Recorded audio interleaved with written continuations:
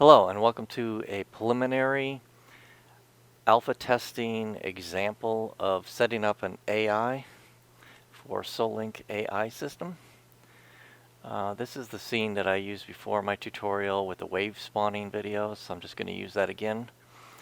So what I've done so far in preparation for setting up this AI is I've created this animator template for the giant rat. This is a giant rat that comes from the Heroic Fantasy Creatures pack.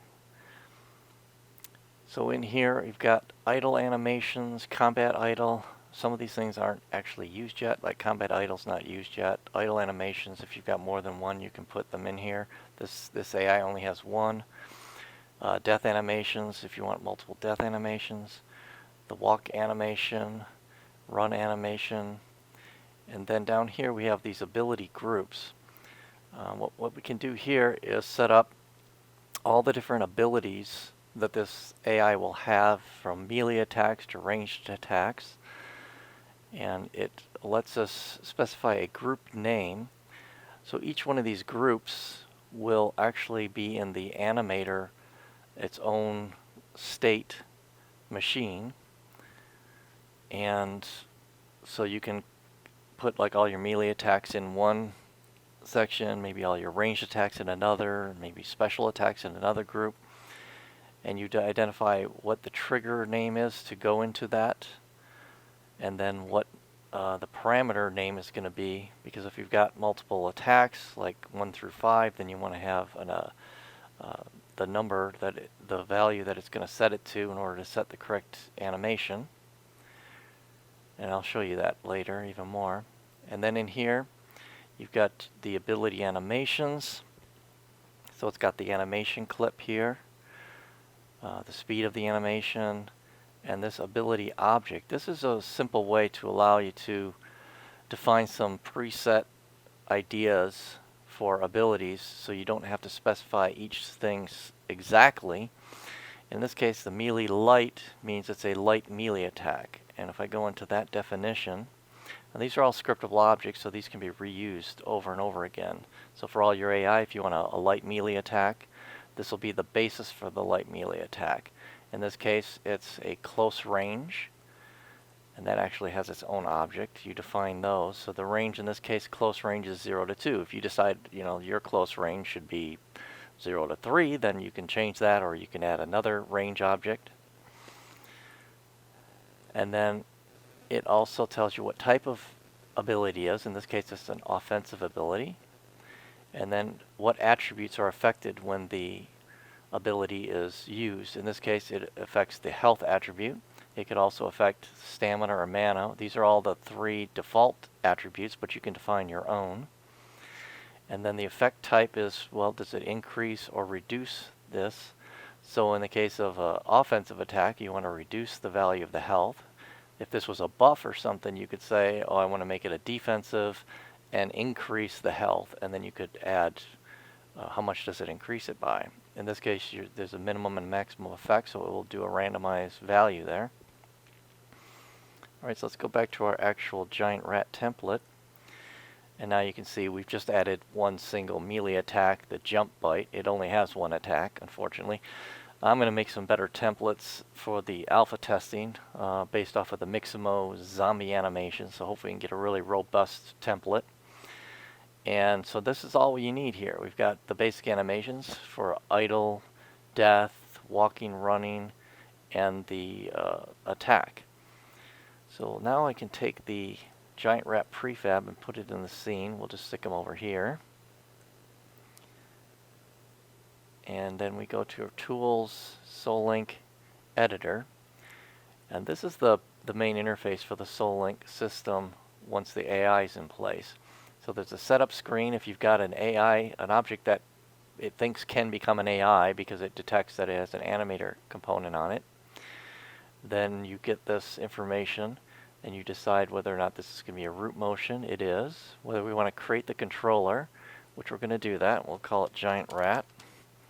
And then the animator template that we created, we're going to just go select the Giant Rat template. I'm using HQFPS, so in order to hit it, the tag is set to flesh and the layer is default. I'm going to set the faction for this as a monster. This is not a boss. It can't swim and it can't fly. Swim and fly are features that are not fully implemented right now. Then we can set some custom Nav Agent parameters. I'm just going to let it figure it out. Usually it does a pretty good job. I do know that since this is an animal that's kind of long in this direction, that the z-axis is actually going to be better for this collider. It uses a capsule collider, so it'll better fit the body if it goes this way. And I'm going to also have it automatically add a wander task. Now with the AI system, it's a task schedule based system where you can set up different tasks that the AI can do, like going to destinations, doing work, interacting with things, wandering, and so forth.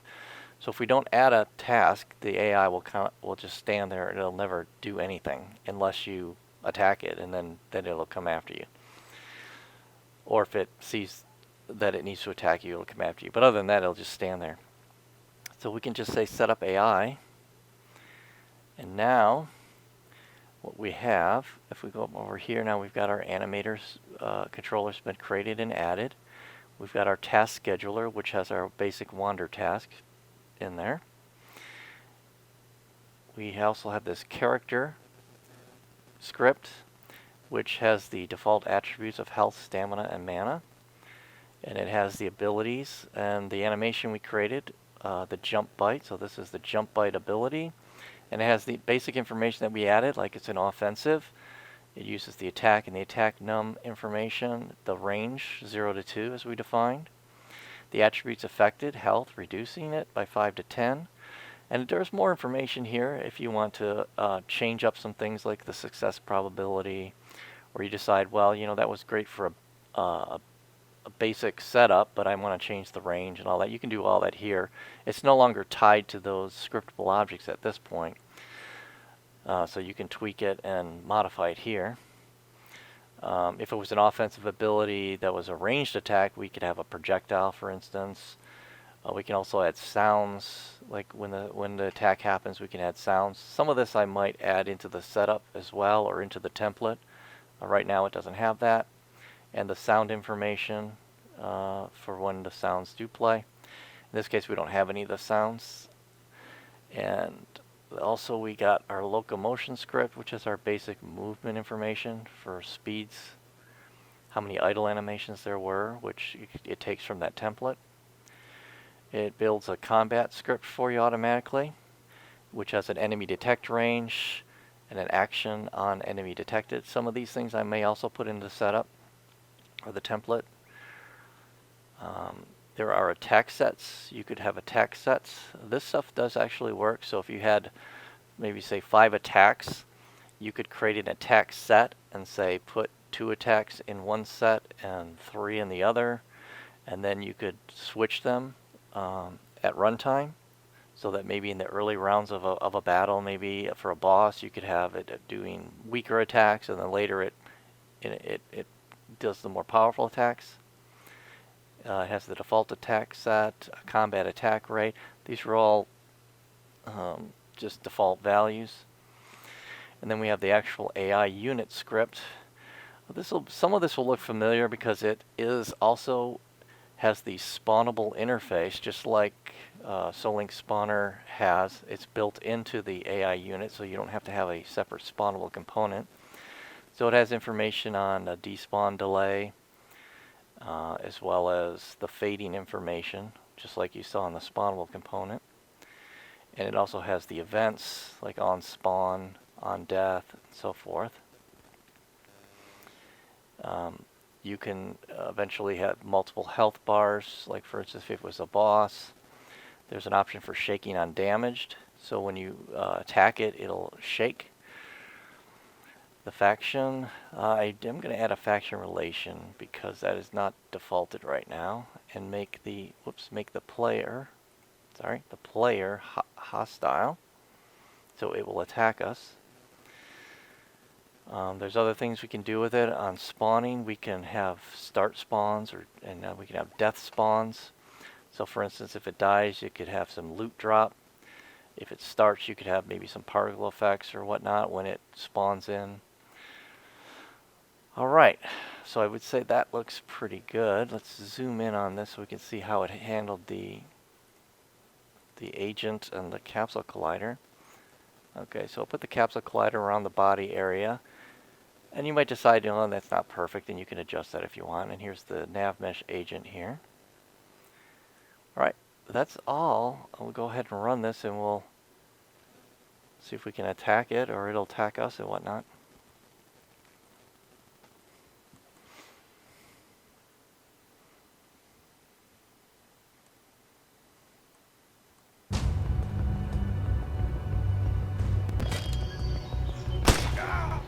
It's already attacking me.